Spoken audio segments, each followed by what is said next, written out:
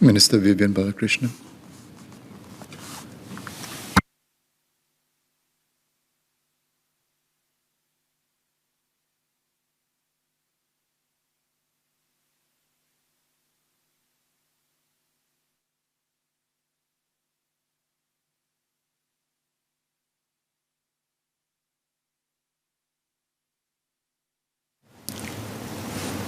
Mr. Chairman, it's been a very busy year.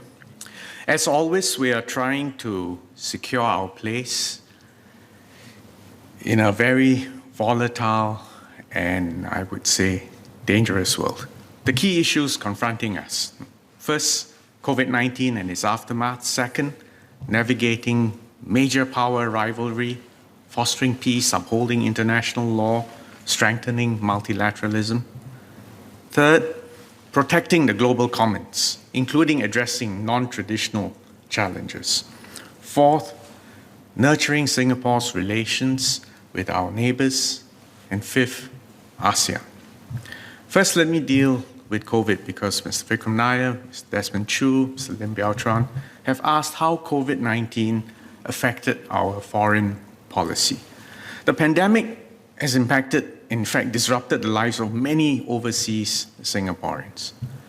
MFA's duty in the last 2 years has been to make sure that we left no Singaporean behind. I say that again, we left no Singaporean behind. We've helped to bring home more than 4,600 Singaporeans who had difficulty getting back for some reason or the other in the last 2 years. MFA also supported the launch of vaccinated travel lanes and the mutual recognition of health certificates in order to facilitate the safe resumption of international travel. Singapore has also supported global COVID-19 vaccination because no one is safe until everyone is safe in the world. We have contributed to the COVAX Advanced Market Commitment and the COVID-19 ASEAN Response Fund. And I would add that we donated our entitlements to our neighbors. We also responded quickly to urgent medical needs by sending medical supplies, including more than 500 tons of liquid oxygen to Indonesia through our Oxygen Shuttle program, and 120,000 vaccine doses to Batam and the Riau Islands, as well as 100,000 and 200,000 vaccine doses to Malaysia and Brunei, respectively. We also sent a consignment of 256 oxygen cylinders to support India's pandemic response at the height of its second wave last April. I wish to commend the dedication of all MFA staff, both those serving in Singapore as well as in our overseas missions. Over 300 MFA officers have served Singapore at our overseas missions during this period. And I'm very proud that not a single officer has asked to leave post because of the risk of the pandemic.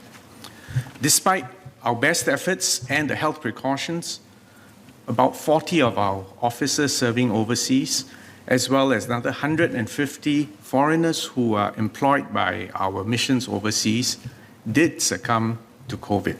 Fortunately, they've recovered, but again, it is a symbol of their commitment and their willingness to sacrifice for the sake of Singapore and Singaporeans, and we owe them a big debt of gratitude.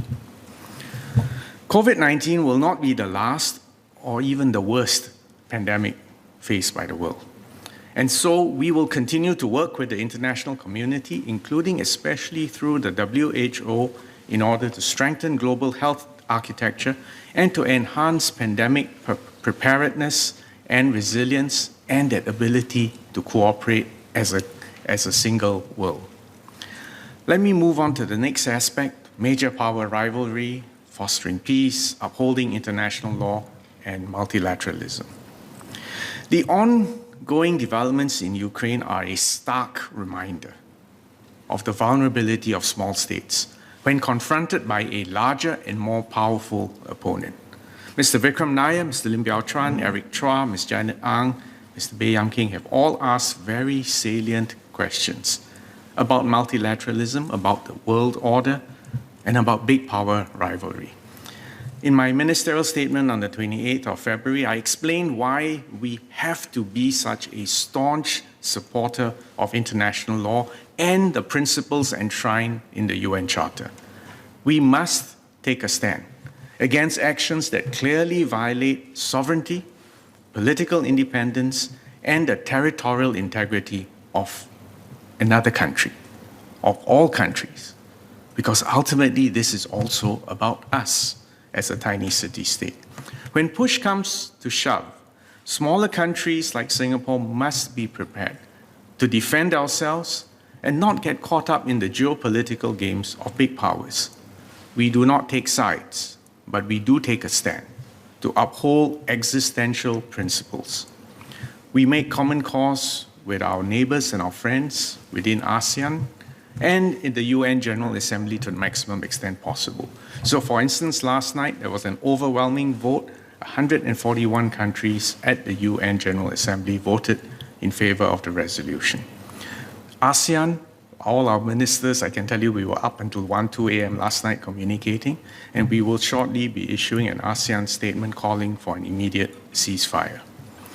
We continue to try to get humanitarian assistance to Ukraine, and of course we continue to monitor the evacuation of Singaporeans in Ukraine. We've got another further 3 out. There's still 6 left there. Let me say a few words about the strategic competition between the US and China. This has intensified across multiple domains. And quite frankly, the strategic choices of both these countries will shape the emerging international order profoundly. Under President Biden, US foreign policy has become, in a sense, more predictable. However, its fundamental approach and the policies of the US towards China basically remain unchanged. In fact, the sanctions against Chinese entities have not been relaxed, but have become even tougher. Both political parties in America, as well as the business community and even society at large, have come to generally view China as a direct threat to the United States' interests. And this is compounded by the fact that the US has never, in its history, faced a peer competitor on such a scale. On China's part, there is a growing perception that the US is a declining power, reacting defensively and aggressively to China's inevitable growth and progress. China is promoting its own constructs to broaden and deepen its relations with other countries in the world through international schemes such as the Belt and Road Initiative and more recently the Global Development Initiative. However, China will want to avoid being seen to be pressured into making concessions in its policies or posture out of a concern that any concession on its part will only lead to continued or even increased pressure from other countries. So the US and China's relationship is fraught with many spiky issues. And this is complicated by domestic considerations. And the distrust, the rivalry has intensified over the past few years. Trade and economic issues can be negotiated and compromises found. However, disagreements cast in moralistic or ideological terms on issues like human rights or political systems quickly lead to deadlocks where no compromise is possible. We hope both countries will accept that there is a need to reset their postures, to work out a new modus vivendi, and to reduce zero-sum competition. Otherwise, it will be very difficult for them to cooperate constructively, even where their interests are aligned. How the US and China compete and cooperate will determine not just their trajectories, but that of the rest of the world. It would be disastrous for both powers to focus on what they call extreme competition, or even outright confrontation. And the old Cold War strategy of containment will not be viable. We therefore welcome efforts by both the US and China to engage at the highest levels, to cooperate on global challenges like climate change and the digital age.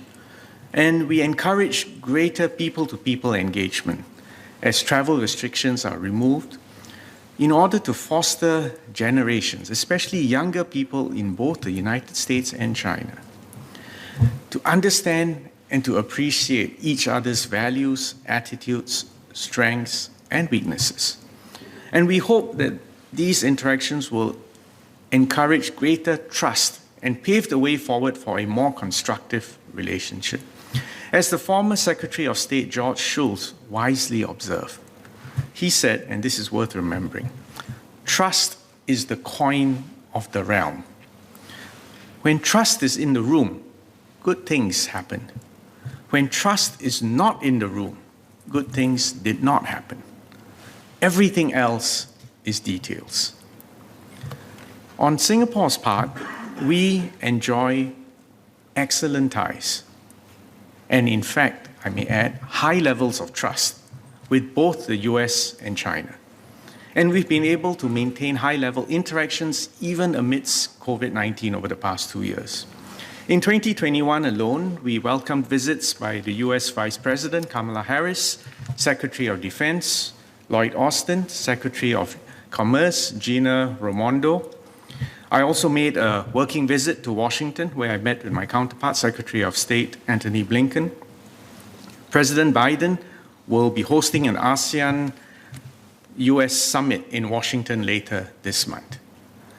We've also maintained intensive engagement with our Chinese counterparts, including through mutual support when we both needed it during COVID-19 at its worst moments, as well as bilateral cooperation and at the Joint Council for Bilateral Cooperation meeting chaired by DPM Heng in December last year. Since 2020, and I double-checked this number, I have met or spoken with my counterpart, State Councillor and Foreign Minister Wang Yi on 9 occasions. So that's about once every 3 months. And our most recent engagement was in Beijing last month when I accompanied President Halimah Yacob to the opening ceremony of the Beijing Winter Olympics. And there is a standing invitation for President Halimah to make a formal state visit to China. It is in Singapore's interest to continue to foster stronger ties with both the US and with China, and as to be a consistent and reliable partner to both for the long term. We will continue to engage both powers through diplomacy, grounded in fundamental principles such as adherence to international law, the resolution of disputes by peaceful means, respect for sovereignty, the sanctity of borders, and upholding a rules-based multilateral system.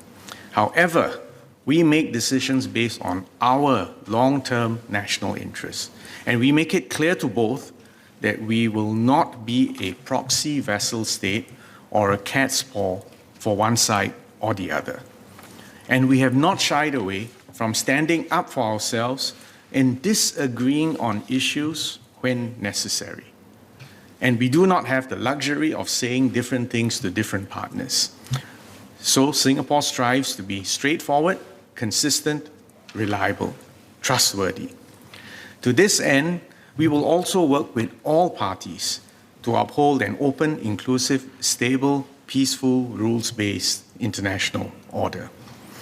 There were questions just now about the TPP and the Indo-Pacific Economic Framework by Mr. Dennis Tan. Quite frankly, I've told my American interlocutors on numerous occasions it was a mistake for the US to pull out of the TPP. It is still the most highest and most ambitious level free trade agreement, safeguards not only for trade, for labor, for the environment, intellectual property, and the rest of it. But all my interlocutors in America have said they can't do it because of domestic political reasons. In a sense, the Indo-Pacific Economic Framework is an alternative which they're trying to put beef on this framework. Let's see and let's encourage them. But as I said, the key point I keep making, and in fact the Prime Minister has made to multiple presidents, in Asia, trade is strategy. So let's watch how progress is made on this front. And I think it is also no accident that now you've got the UK and China and Taiwan applying to join the TPP.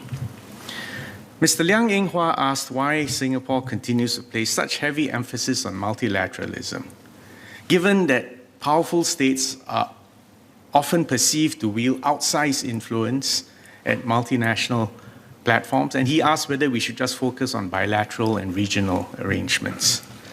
Ms. Janet Ang asked how Singapore's foreign policy can remain independent while balancing and advancing our own national interests, as opposed, and I think she even asked why should we be our brother's keeper? Well, let me address this thematically.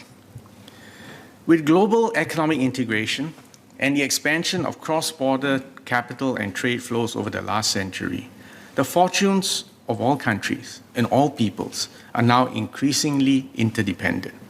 Small states like Singapore value a system where sovereign states, regardless of size, have equal rights and disputes can be settled peacefully in accordance with international law and agreed rules, and not to be subject to the rules of the jungle where might is right, or to be forced to make invidious choices between big powers. In fact, multilateralism and economic integration has been a formula for peace and prosperity for many decades since the end of the last Second World War, and especially critical for small states like us. You notice I said last World War. I'm betraying my anxieties. We have spared no effort to strengthen the rules-based multilateral order so that it continues to provide us with a platform to safeguard our interests. And that's why we worked with a cross-regional group of countries to establish the Forum of Small States, which in fact celebrates its 30th anniversary this year. In today's charged geopolitical context, it is even more important that small states continue to stand up for a stronger United Nations and a robust multilateral system that levels the playing fields, takes all countries' interests into account. The rise of protectionism amidst COVID-19 has also underscored the importance of, one, upholding a free, open, and rules-based multilateral trading system as embodied by the WTO. Second, deepening economic integration at multilateral fora such as APEC and G20. Third, diversifying trade relationships through regional arrangements such as the Comprehensive and Progressive Agreement for the Trans-Pacific Partnership, TPP for short, the Regional Comprehensive Economic Partnership, RCEP for short, and our latest free trade agreement, the Pacific Alliance Singapore Free Trade Agreement.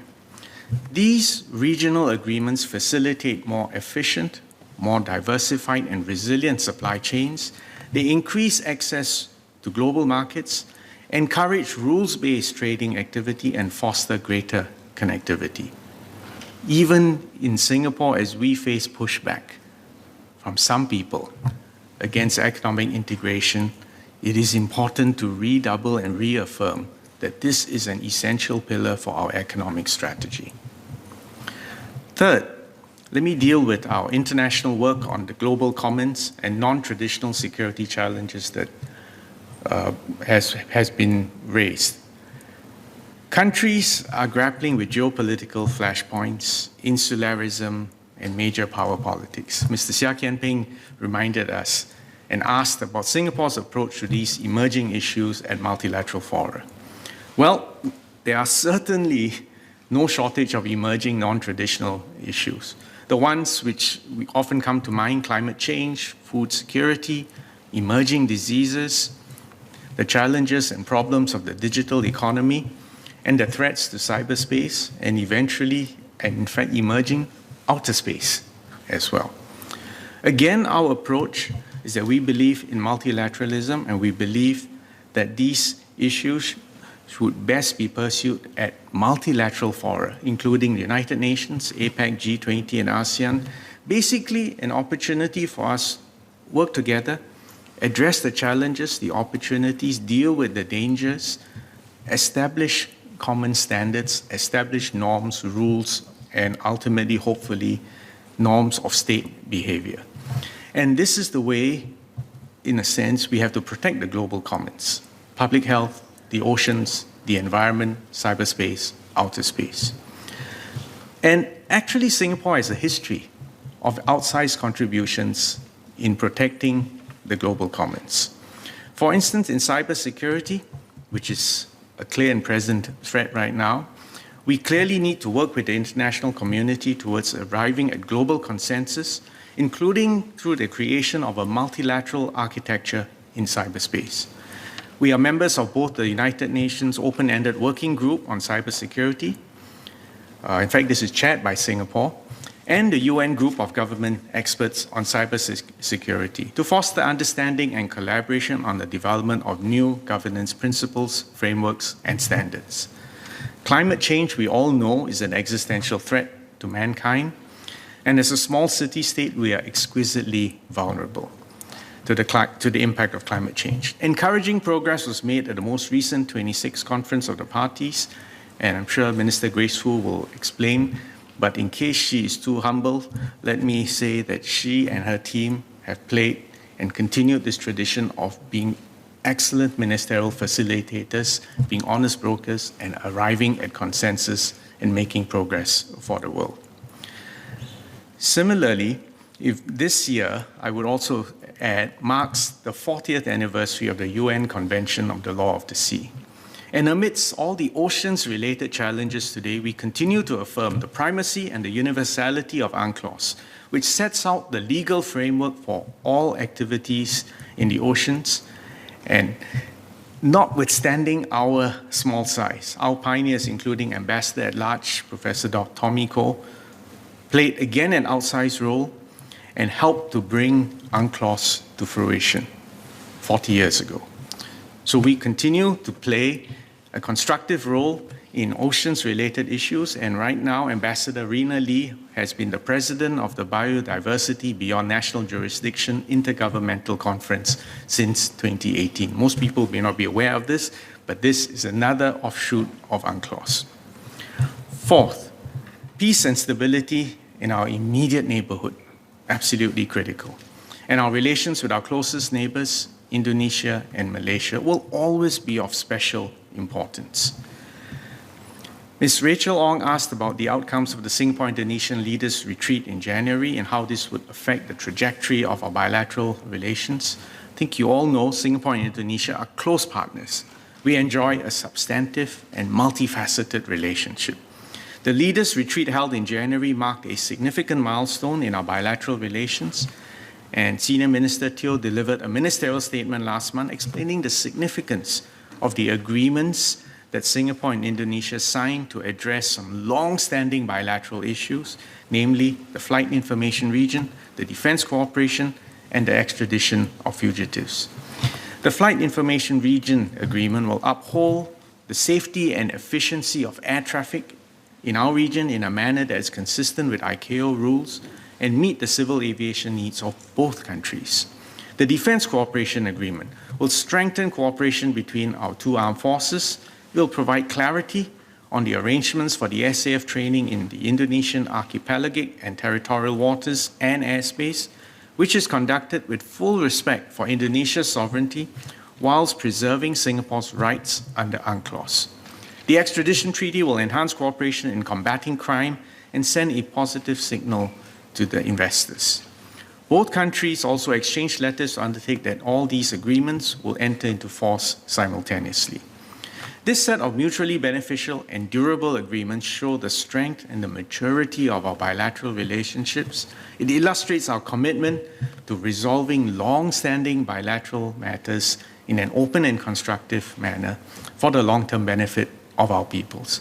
Prime Minister Lee and President Joko Widodo both expressed the desire to ratify and bring these agreements into force soon. Prime Minister Lee and President Joko Widodo also had good discussions on new areas of collaboration, including the green economy, renewable energy, human capital development, and we look forward to making progress on all these fronts. The key point is this, that we can steadily resolve old issues and we can open up new areas with win-win outcomes. Mr. Chong Kee Hiong asked about Malaysia. And for Malaysia, I want to tell you that we have maintained our very close relationship, and I would say it's probably even been strengthened by our shared experience of COVID-19. Malaysia is our closest neighbor, and bilateral engagements continue both formally and informally throughout this pandemic.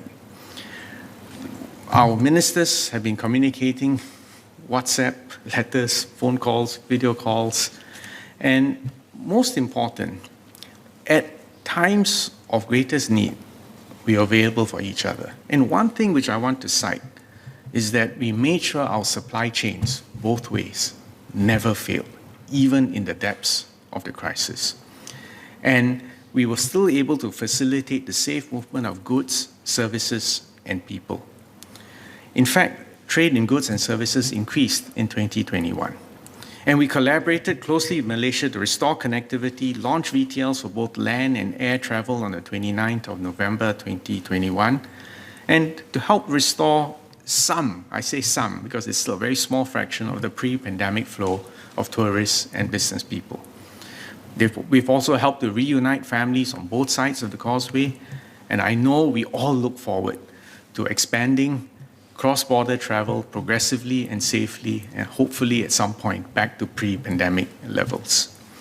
On ASEAN, let me just quickly say that Mr. Henry Quek asked about the concerns in Myanmar.